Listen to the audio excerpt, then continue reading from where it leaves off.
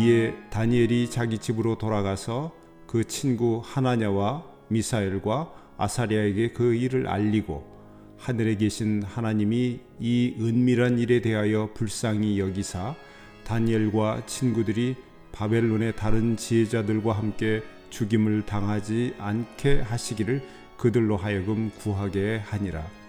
이에 이 은밀한 것이 밤의 환상으로 다니엘에게 나타나 보이매 다니엘이 하늘에 계신 하나님을 찬송하니라.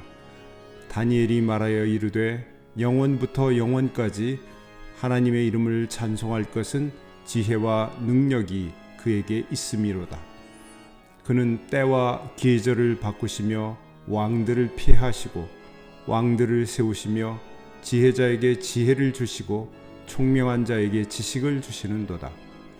그는 깊고 은밀한 일을 나타내시고 어두운 데 있는 것을 아시며 또 빛이 그와 함께 있도다. 나의 조상들의 하나님이여, 주께서 이제 내게 지혜와 능력을 주시고 우리가 주께 구한 것을 내게 알게 하셨사오니 내가 주께 감사하고 주를 찬양하나이다. 곧 주께서 왕의 그 일을 내게 보이셨나이다 하니라. 이에 다니엘은 왕이 바벨론 지혜자들을 죽이라 명령한 아리옥에게로 가서 그에게 이같이 이르되 바벨론 지혜자들을 죽이지 말고 나를 왕의 앞으로 인도하라. 그리하면 내가 그 해석을 왕께 알려드리리라 하니. 다니엘은 기도의 사람이죠. 그런데 하나님의 사람들은 기도의 사람일 수밖에 없죠. 하나님이 누군가를 우리가 아는데 또 하나님과 함께 산다는 게 어떤 건가를 아는데 우리가 그런 하나님께 기도하지 않고 살 수 있겠어요?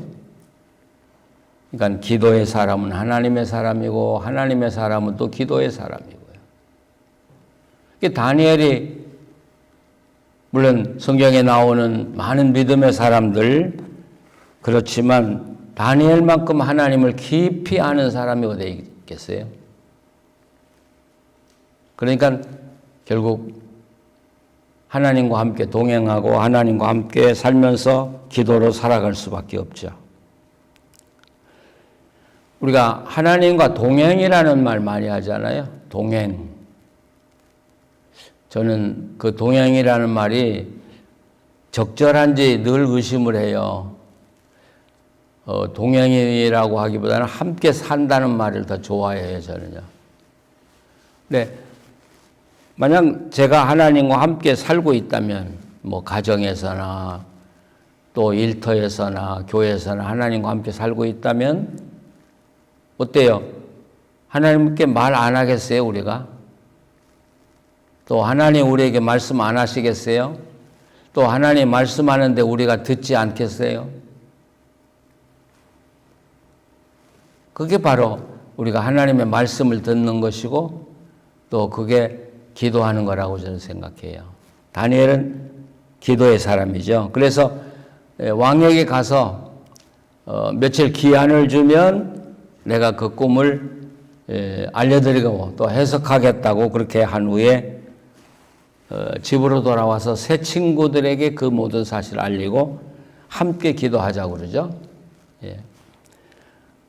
근데 새 친구, 아마 같이 왕궁에 살고 있기 때문에 살고 있는 새 친구에게 이야기하고 기도하자 그랬던 것 같아요. 근데 우리가 사실 내가 어려움을 당할 때 나를 위해 기도해 줄 사람은 많은 사람이 필요가 없어요.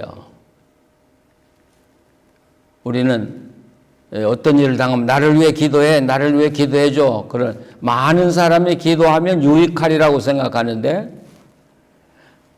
뭐 제가 그런 세계를 정확하게 말할 수는 없지만 사실 정말 유익한 기도의 사람이 있고 그냥 있으나 마나한 기도의 사람이 있고 또 어떤 사람은 도리어 나에게 해를 끼치는 사람들도 있더라고요. 그래서 우리가 정말 기도를 요청할 때는 꼭 기도에 유익을 줄 수 있는, 예, 그런 사람에게 부탁을 하고 그들과 함께 몇 사람이라도 기도하는 게 힘이 있지, 그냥 전 교인에게 이야기하고 동네방네 다 이야기했으니까 기도하는 사람 많으니까 됐어. 여러분 절대 그렇지 않아요. 그래서 야고보서에 뭐라고, 의인의 기도, 예, 하나님이 들으시는 사람의 기도. 시편 145편 18편에는 간절히 간구하는 사람의 기도를 내가 들은다. 그래서 우리가 믿음 생활하면서 또 사회생활하면서 정말 어려운 문제가 있으면 나와 함께 엎드려 기도할 수 있는 몇 사람은 꼭 같이 살아야 돼요.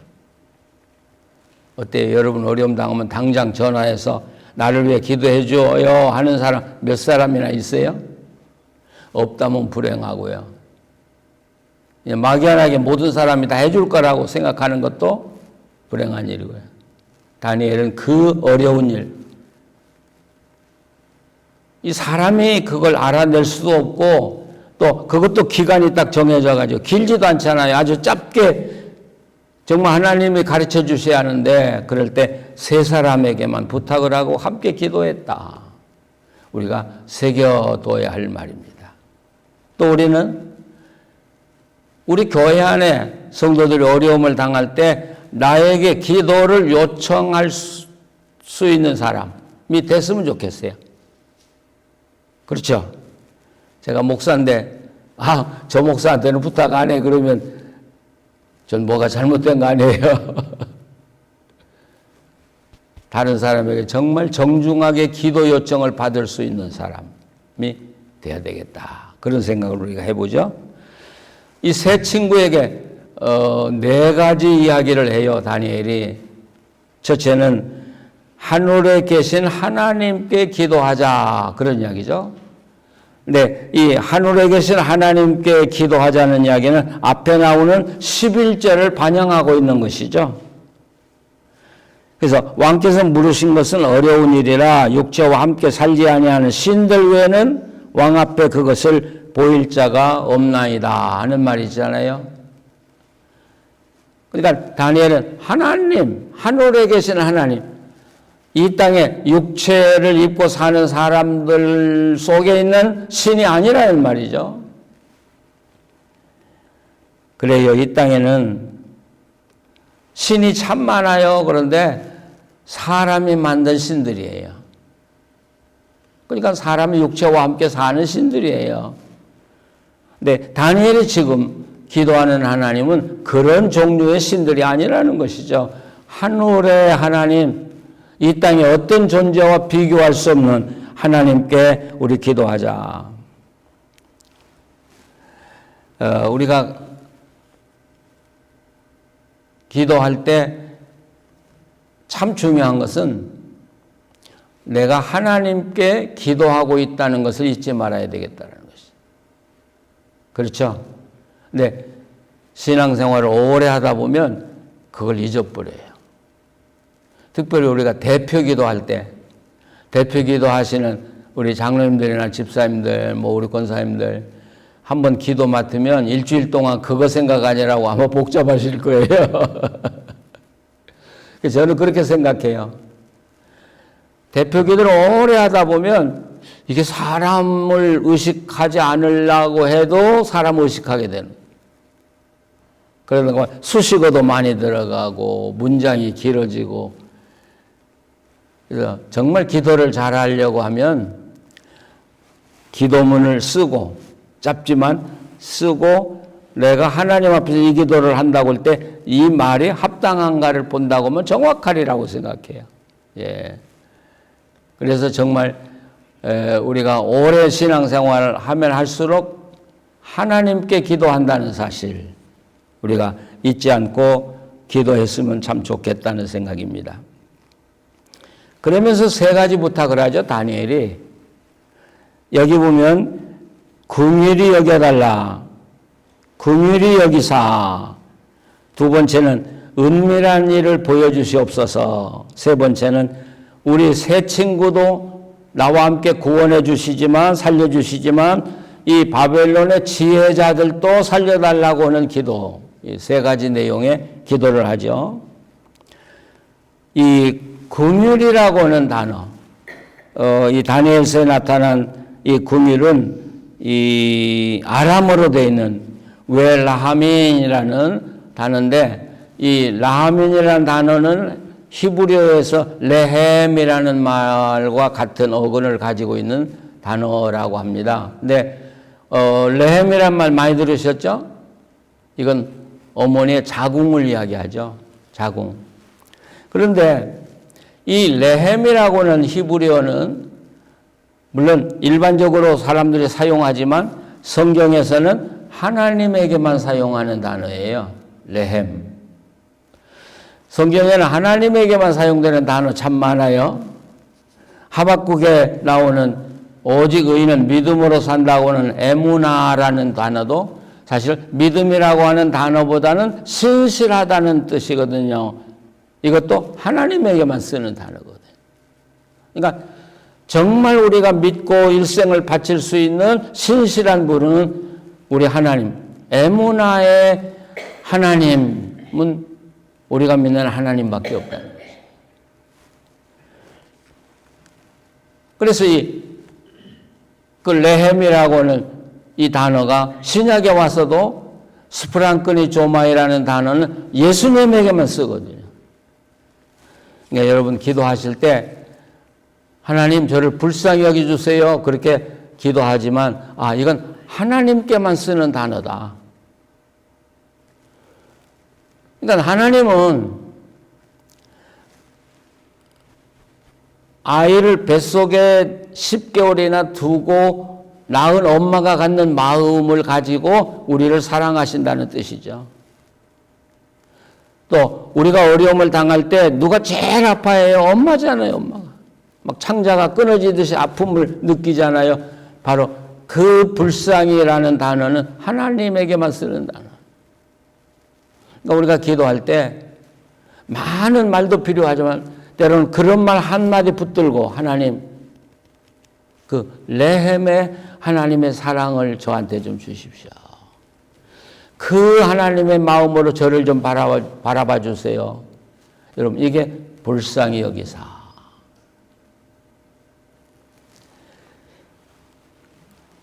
그러면서 이 은밀한 일을 우리에게 보여주십시오. 아무나 할 수 없는 일이 아니겠습니까? 은밀한 일을 보여주셔서 이걸 통해서 이 어려움에 처한 우리를 구해주시고 또 바빌론의 지혜자들을 건져주십시오. 이 다니엘의 기도는 항상 자기 위주가 아니라 친구들 그리고 심지어는 바벨론 다른 신을 섬기는 사람들까지도 생각하면서 기도하는 이 다니엘의 그런 기도를 우리가 좀 배웠으면 참 좋겠다는 생각이 들죠. 그런데 이처럼 기도할 때 은밀한 중에 갑자기 하나님의 환상이 다니엘에게 왔죠.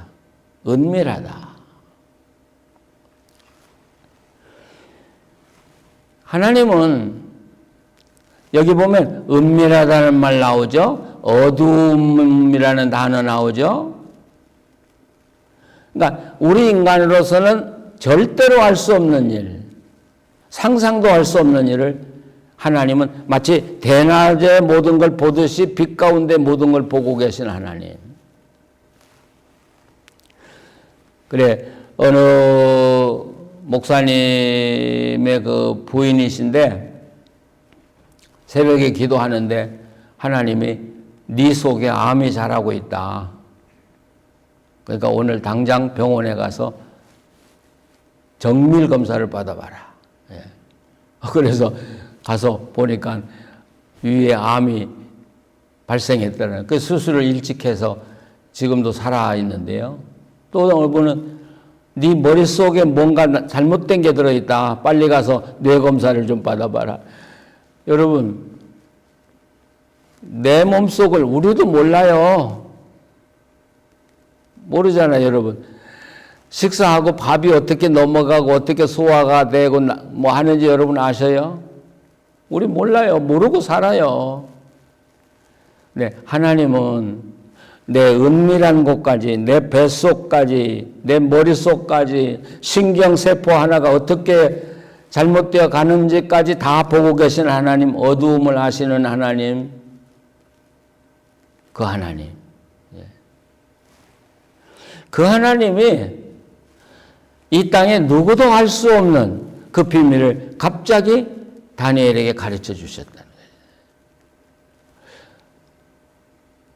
여러분이 기도해 보시지만 하나님의 기도의 응답은 내가 기도해서 응답을 받으면서도 믿기지가 않아요. 이렇게 쉬울 수가 없어요. 예. 네, 우리는 때때로 기도할 때 정답을 써놓고 기도하거든요. 하나님, 이렇게 나를 도와주세요. 그러니까 정답을 써놓고 보니까, 이건 하나님도 어렵겠는데? 기도하면서도, 이 기도가 응답될까?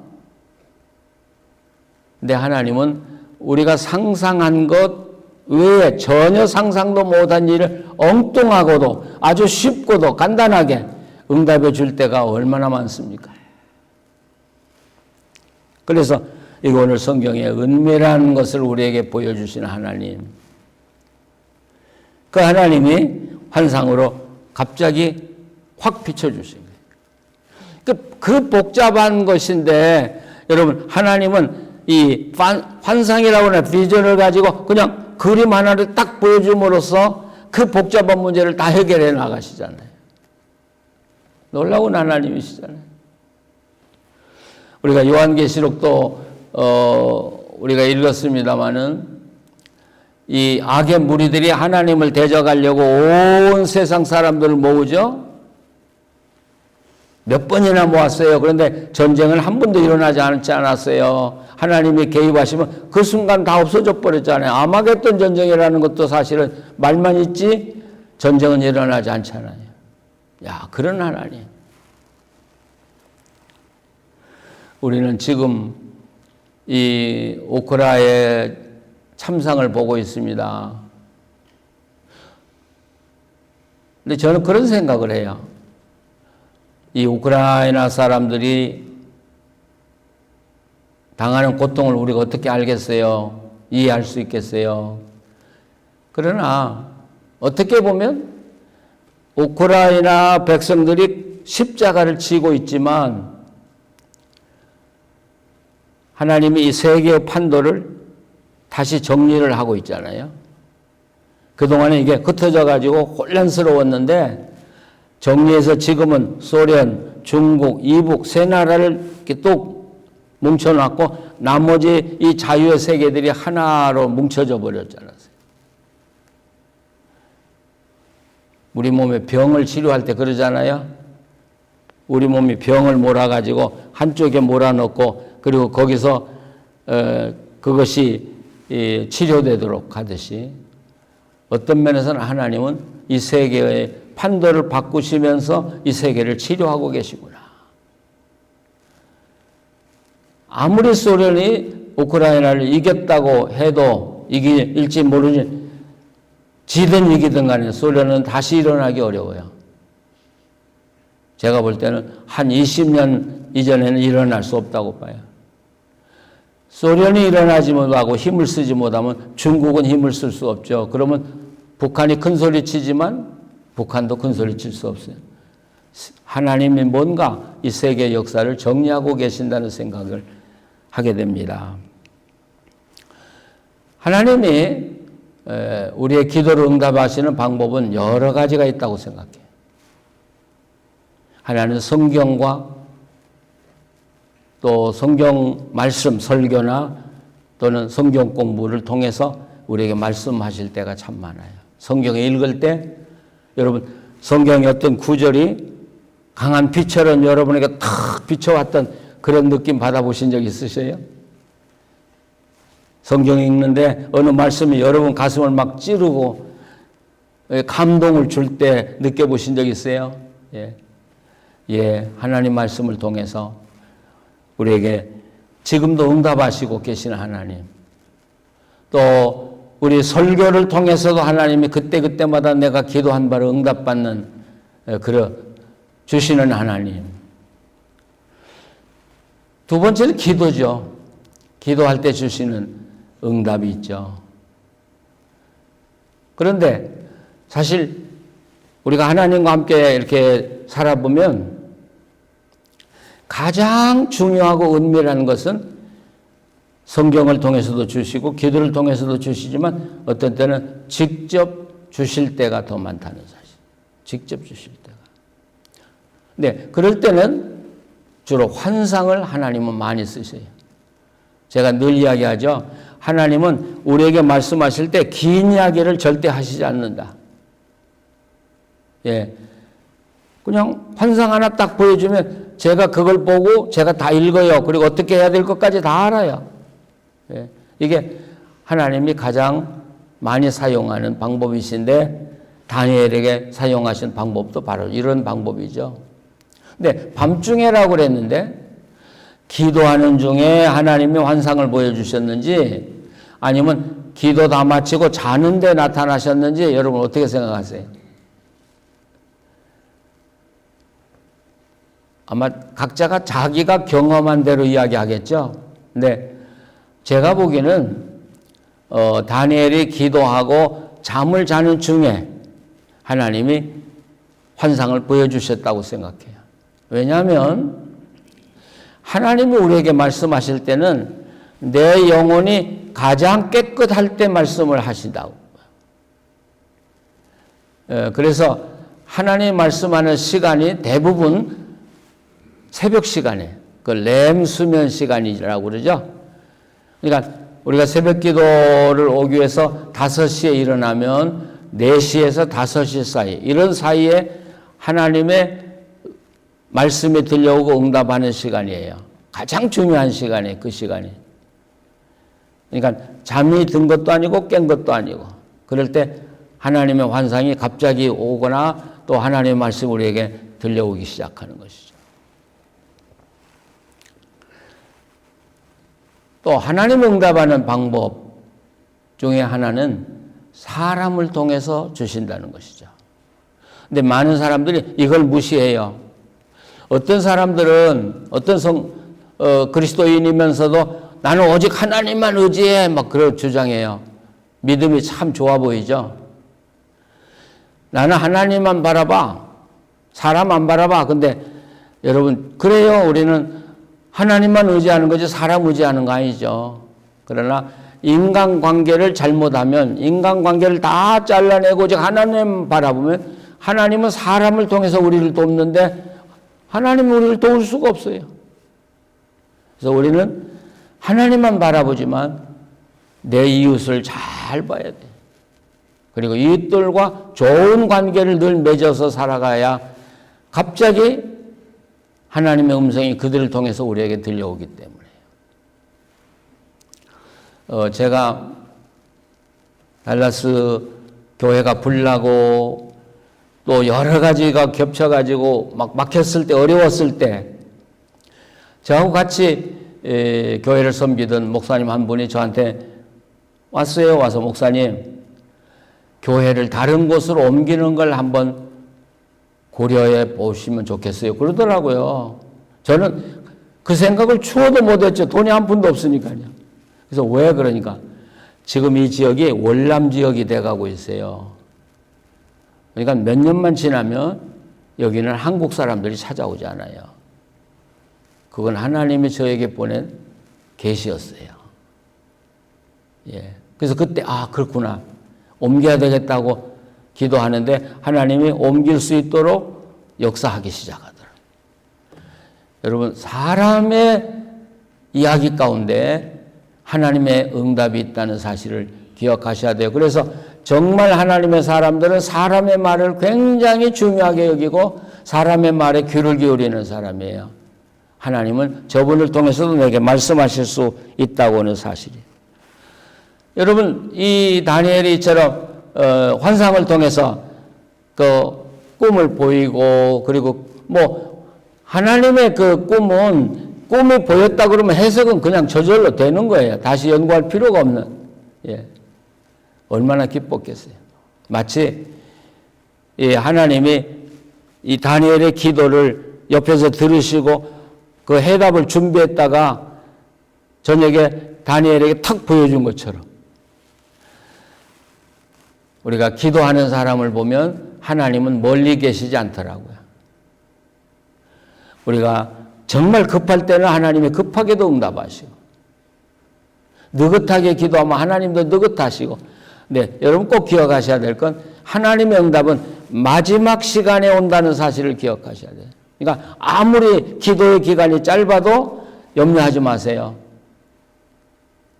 기도하면 그 시간에 맞춰서 하나님 응답해야 할 시간이 되면 정확하게 우리에게 말씀하시는 하나님이시죠. 그래서 다니엘이 하나님께 영광을 돌려요. 엎드려서 기도하면서 하나님께 영광을 돌리는데 여기서도 네 가지 이야기가 나와요. 첫째는 지혜와 능력을 주시는 하나님. 예. 다니엘서에서 가장 강조하는 건 지혜와 능력을 주시는 하나님이에요. 두 번째는 때와 계절을 바꾸시는 하나님. 여기 때와 계절을 바꾼다는 말은 이 봄이 오고 여름이 오고 이런 계절을 바꾼다는 말이 아니라 어떤 나라에 대해서나 또 우리 개인에 대해서나 때와 시간을 바꾸시고 마음대로 조정하셔서 역사하시는 하나님이시라는 거죠. 그러니까 이 세계를 어떻게 하나님이 조정하시고 인도하실지 몰라요. 앞당길 수도 있고 늦출 수도 있고 또 우리들이 기도합니다마는 우리의 시간도 하나님의 손에 있어요. 하나님의 손에. 늦출 수도 있어요. 당길 수도 있어요. 그렇기 때문에 우리는 하나님께 기도하면서 그 시간과 공간조차도 하나님께 드리는 거예요. 하나님 이거 하나님이 하셔야 돼요. 하나님이 주신다면 저는 그대로 순종하겠습니다. 그러면서 여기 지혜와 총명이라는 말이 또 나오고요. 그 다음 22절에 여러분 보시면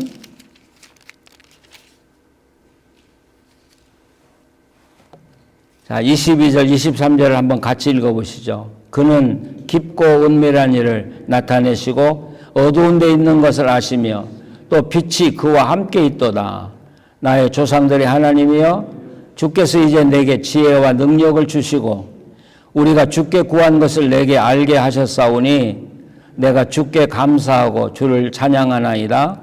곧 주께서 왕의 그 일을 내게 보이셨나이다 하니라. 은밀한 깊고 은밀한 계를 나타내시고 어두운 데서 있는 것을 아시며 그 빛이 그와 함께 있도다. 우리는 세상에 살지만 내가 살고 있지만 그러나 우리의 삶에 인간의 한계를 넘어선 일들이 얼마나 많아요. 내가 손댈 수 없는 일들이 얼마나 많아요. 그건 하나님이 하실 일이잖아요. 네, 우리는 어둡고 힘들고 캄캄하지만 그러나 하나님은 그것을 손금 보듯이 보고 계시는 예, 우리가 영어로 piece of cake이라는 말을 예, 그런 하나님. 다니엘은 지금 그 하나님을 만나고요. 그리고 문제를 해결받고요. 그리고 기쁨과 확신 속에서 왕을 찾아가는 것입니다. 그런 삶이 우리들에게서도 매일매일 일어날 수 있기를 간절히 바랍니다. 기도하시겠습니다. 하나님, 감사합니다. 우리는 어린아이 같이 아무것도 볼 수도 없고 알 수도 없는 세계를 살아갑니다. 그러나 어두움과 캄캄함과 고통 속에 모든 일을 낱낱이 보시고 살피시고 하시는 하나님이 우리와 함께 계시기에 우리는 기쁘고 감사합니다. 주여 우리의 손을 잡아주시고 인도해 주시옵소서.